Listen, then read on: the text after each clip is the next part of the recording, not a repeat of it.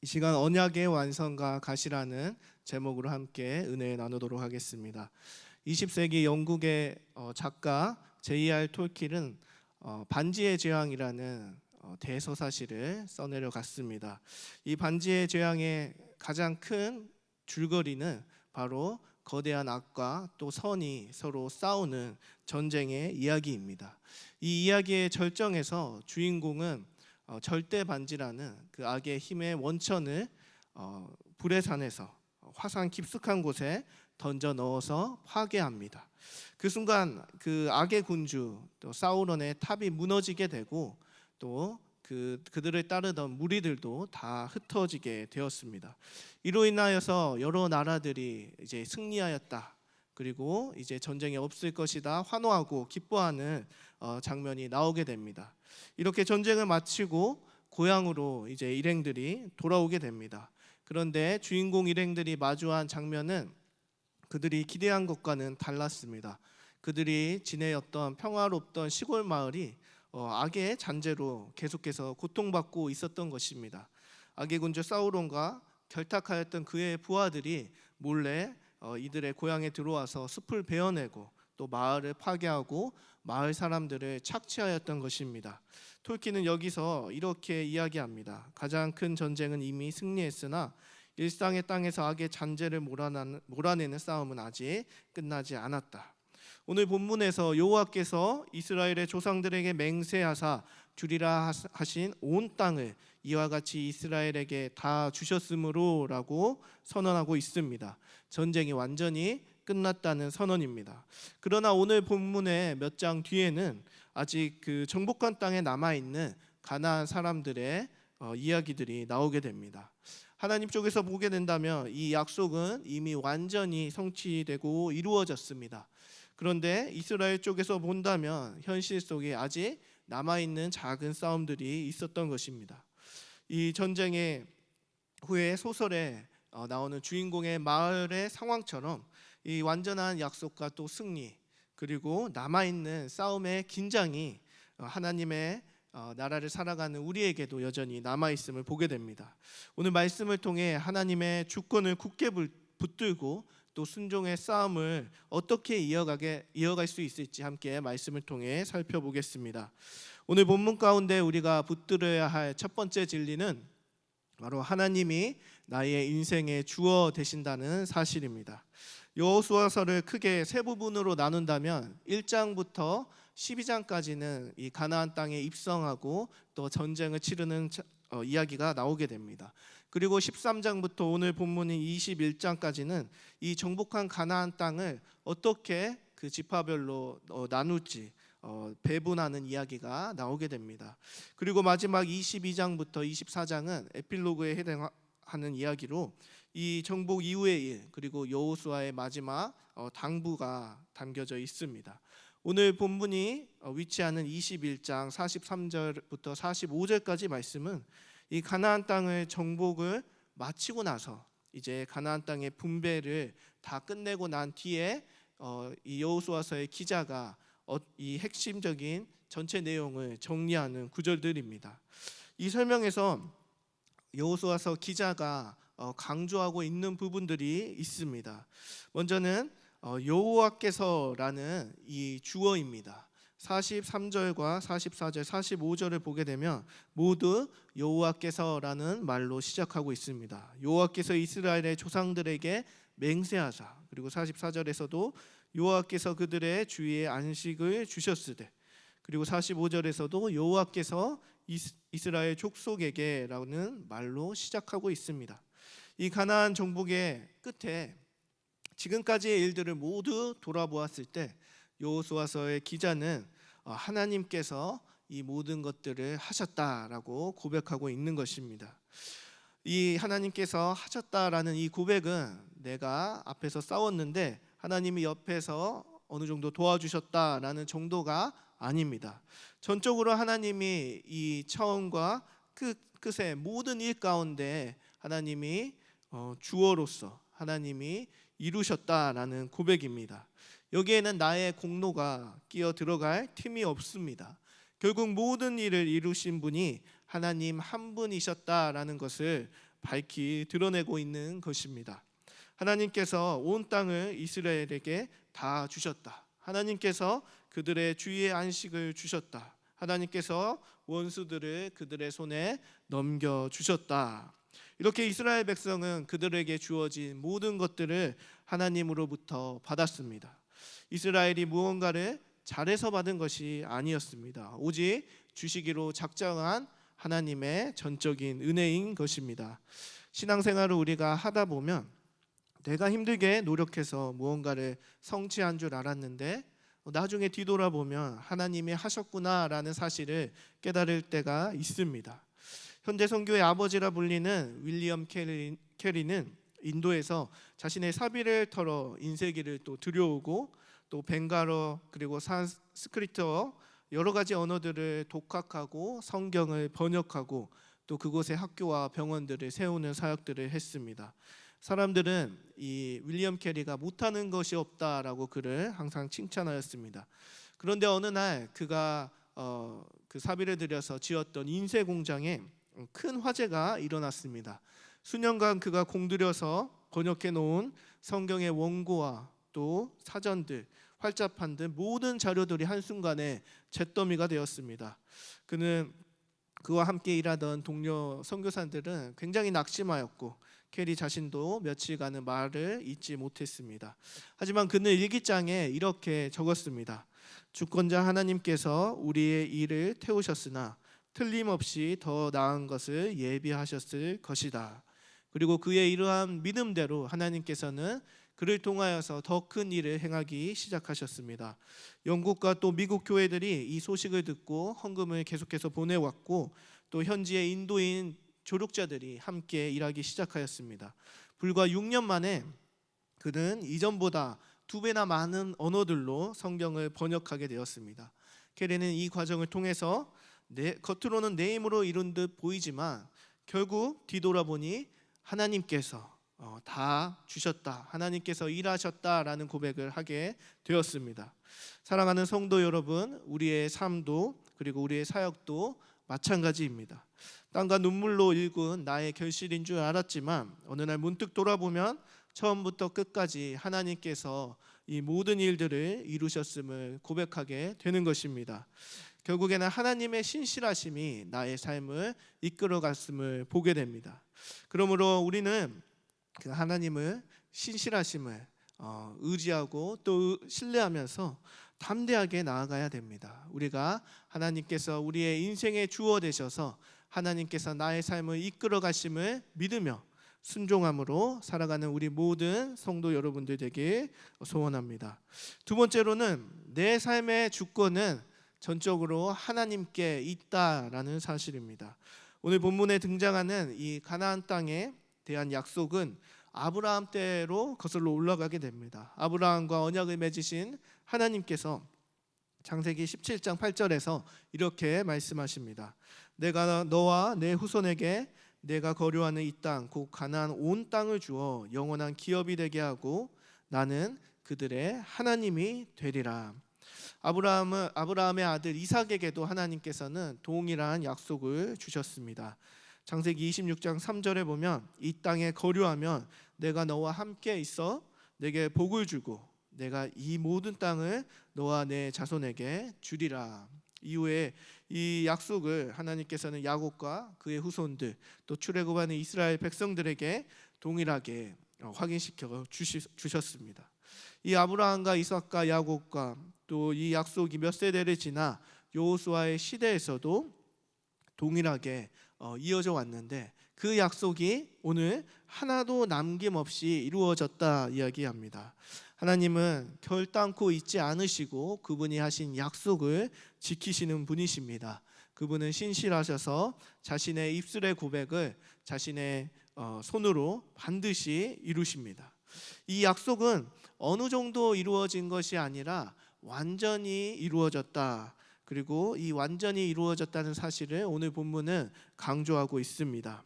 43절에 본다면 여호와께서 이스라엘의 조상들에게 맹세하사 주리라 하신 온 땅을이라고 온 땅을이라는 부분을 이야기하고 있습니다. 또한 그 조상들에게 맹세하신 대로 모든 원수들을 그들의 손에 넘겨주셨다. 그리고 45절에서도 하나님의 선한 말씀이 하나도 남음이 없이 다 응하였다라고 이야기하고 있습니다. 하나님의 약속의 성취는 이처럼 완전합니다. 하나님께서는 모든 것을 완전하게 전부 주셨습니다. 그런데 서론에서 말했듯이 완전해 보이는 이러한 약속들과는 달리 가나안 땅에 여전히 남아있는 족속들이 있음을 보게 됩니다. 사사기 1장 27절 28절을 함께 보겠습니다. 므낫세가 베스안과 그에 딸린 마을들의 주민과 다아낙과 그에 딸린 마을들의 주민과 돌과 그에 딸린 마을들의 주민과 이블르함과 그에 딸린 마을들의 주민과 무기또와 그에 딸린 마을들의 주민들을 쫓아내지 못하매 가나안 족속이 결심하고 그 땅에 거주하였더니 28절 이스라엘이 강성한 후에야 가나안 족속에게 노역을 시켰고 다 쫓아내지 아니하였더라. 이후 29절부터 36절까지도 다 이러한 쫓아내지 못한 가나안 족속들의 그 리스트들이 쭉 나열되게 됩니다. 이스라엘은 이렇게 정복한 이후에 쫓아내지 못하고 그리고 쫓아내지 아니한 족속들과 함께 있었습니다. 이렇게 이들이 있는데도 하나님의 약속이 완전히 성취되었다고 말할 수 있을까요? 네, 이들이 남아 있어도 하나님의 약속은 완전히 성취되었다고 이야기할 수가 있습니다.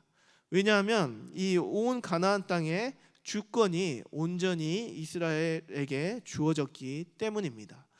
우리가 일제강점기를 돌아보게 되면 1910년에 한일 합병조약 이후에 이 대한제국의 주권이 이제는 조선 총독부를 통하여서 일본 천황에게 완전히 넘어가게 되었습니다. 법률과 행정과 군사와 외교를 좌우하는 이러한 결정권들이 우리나라가 아니라 일본의 손에 있었습니다. 그래서 이 땅에 살아가는 백성들은 여전히 동일하고 그들이 경작하는 경작지도 동일했지만 우리나라라고 부를 수 없는 상황이 된 것입니다. 3.1 운동이 있고 또 임시정부가 상해에서 태동했지만 국제사회는 우리나라를 실질적인 통치권이 일본에게 있다라고 선언하였습니다. 주권이 누구에게 있느냐가 곧 나라의 존재 여부를 결정하는 것입니다. 여호수아 21장도 이와 유사한 진리를 선포합니다. 가나안 족속이 일부 잔존하고 있어도 이 땅의 주권은 전적으로 이스라엘에게 주어졌습니다. 하나님께서 모든 원수들을 그들의 손에 넘겨주셨고 또 선한 말씀이 하나도 남김없이 다 응하였기 때문입니다. 마치 해방 후 대한민국 정부가 수립되자 비로소 우리 땅의 그 법과 군사 외교권이 다시 우리에게 돌아온 것과 같이 가나안 땅의 통치권이 하나님의 그 백성에게 완전히 이양된 순간 이 언약은 완전하게 완성된 것입니다. 남아있는 가나안 세력들은 저항할 수 있어도 더 이상 그 땅의 주권자라고 할 수는 없었습니다. 이 진리는 우리의 신앙생활의 현실에서도 그대로 적용됩니다. 하나님은 예수 그리스도를 구주로 믿는 우리 모든 성도들을 구원하시는 이 약속을 십자가에서 완전하게 이루셨습니다. 믿는 자의 구원과 그 삶이 하나님의 통치를 받는다는 사실은 너무나 확실한 것입니다. 그러나 하나님의 이 완전한 약속을 받은 성도들의 그 살 가운데는 여전히 남아있는 싸움들이 있습니다. 우리는 우리의 죄성과 또 세상의 문화가 아직 남아있는 이 가나안과 같습니다. 우리는 계속해서 이 남아있는 가나안과 싸우지만 이 주권은 이미 십자가에서 그리스도께 완전히 넘어갔습니다. 예수 그리스도가 우리 삶에 흔들리지 않는 유일한 주권자 되십니다.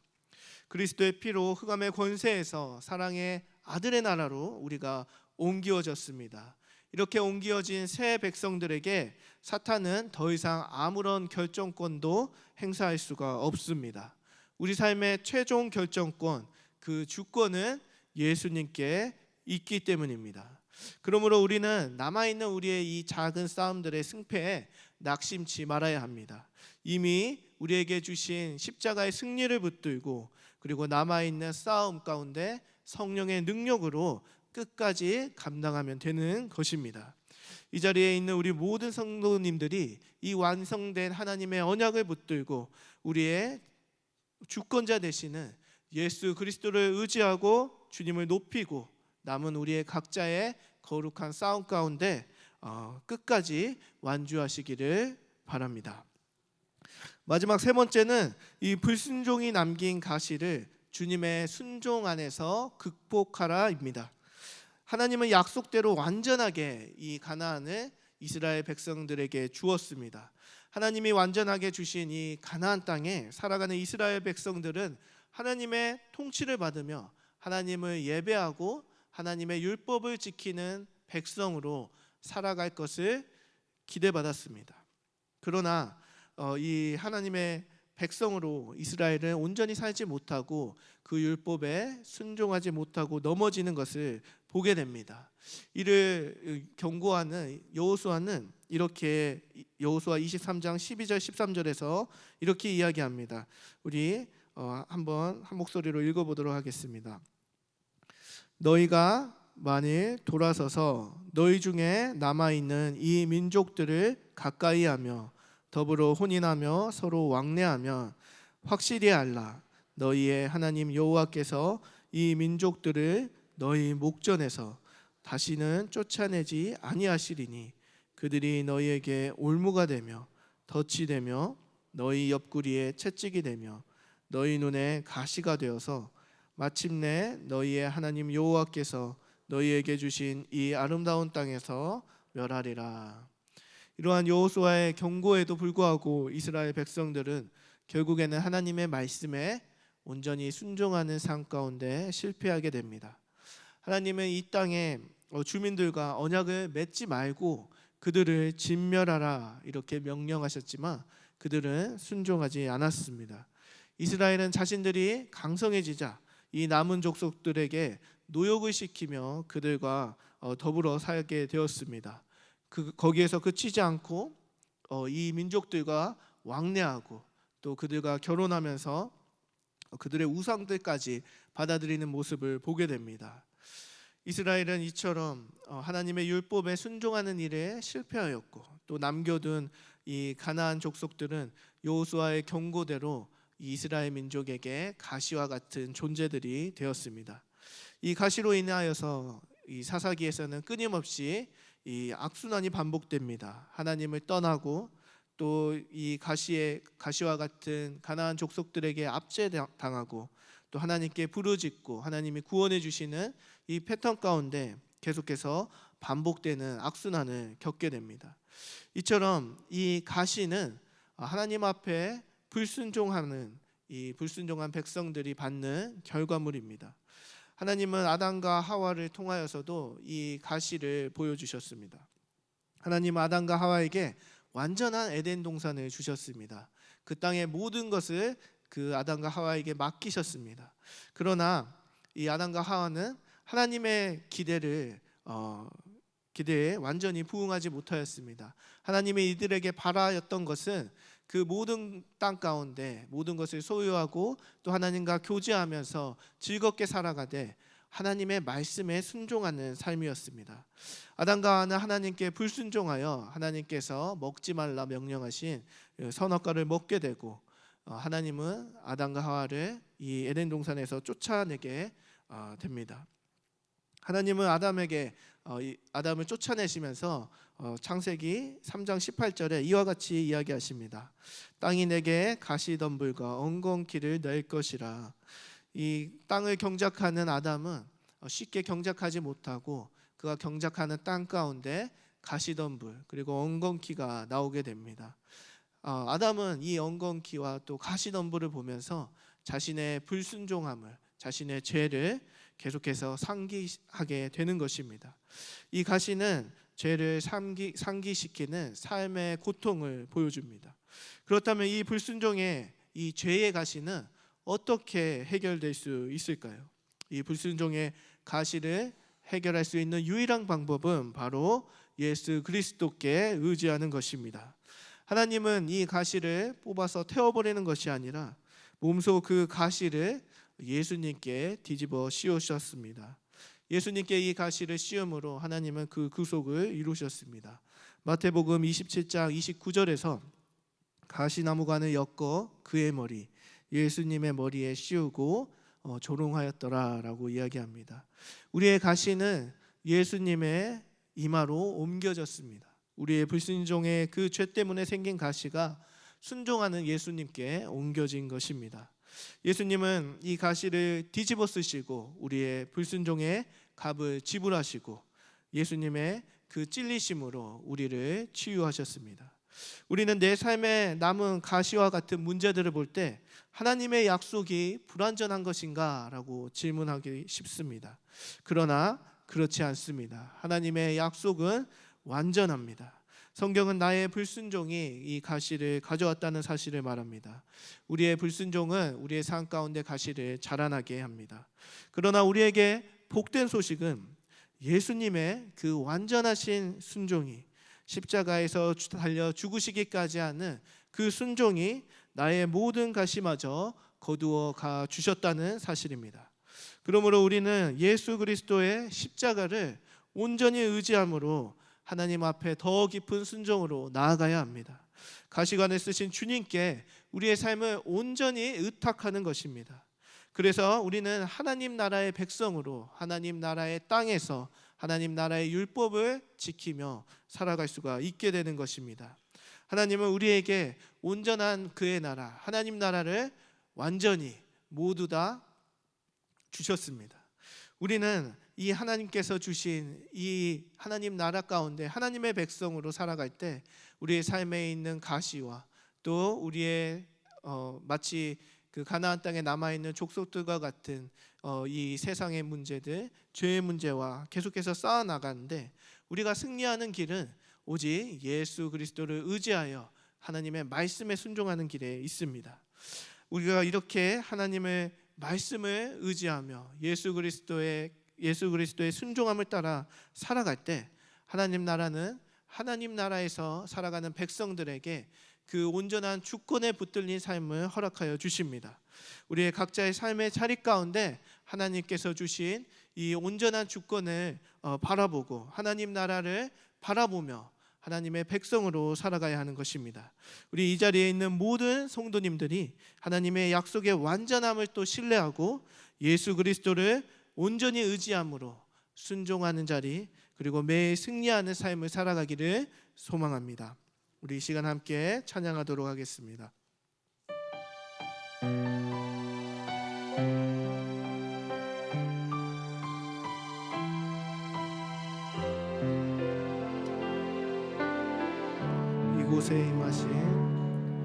이곳에 임하신 하나님 나라, 가난한 마음으로 바라보리라.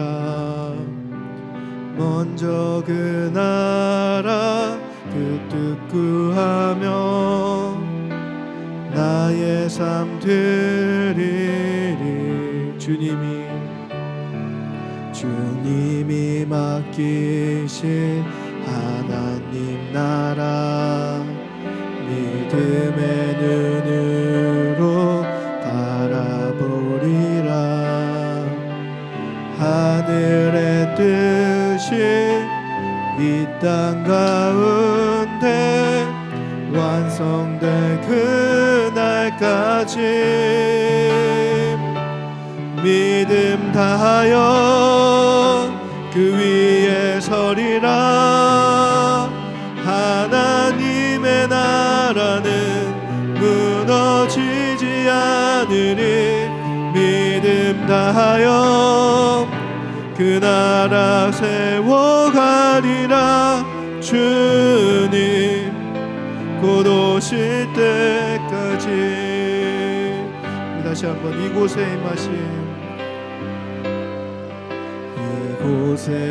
임하신 하나님 나라, 가난한 마음으로 바라보리라. 먼저 그 나라 그 뜻 구하며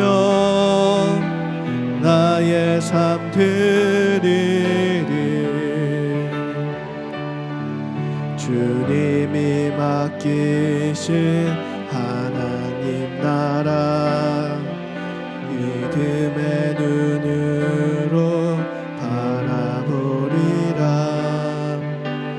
하늘의 뜻이 이 땅 가운데 완성된 그날까지 믿음 다하여 그 위에 서리라. 하나님의 나라는 무너지지 않으리. 믿음 다하여 그 나라 세워가리라. 주님 곧 오실 때까지 믿음 다하여 그 위에 서리라. 하나님의 나라는 무너지지 않으리. 믿음 다하여 그 위에 세워가리라. 주님 곧 오실 때까지 믿음 다하여 그 위에 서리라. 하나님의 나라는 무너지지 않으리. 믿음 다하여 그 나라 세워가리라. 주님 곧 오실 때까지. 이 시간 우리 함께 말씀을 붙들고 기도하기 원합니다. 우리 이 시간 기도할 때 하나님께서 완전히 이루어주신 그 언약을 붙들기 원합니다. 주권자이신 하나님, 제 인생의 시작과 끝이 오직 주님의 신실하심 안에 있음을 고백합니다. 이미 주신 구원과 승리를 기억하며 감사와 신뢰함으로 살아가게 도와 주시옵소서. 성령님, 내 안에 정한 마음을 창조하여 주시고 주를 따라 순종의 삶을 살아가게 도와 주시옵소서. 주님의 도우심을 구하며 순종의 결단으로 간절히 기도하며 나아가기 원합니다. 우리 이 시간 주님 이름 한번 부르고 통성으로 간절히 기도하며 나아갑시다. 주여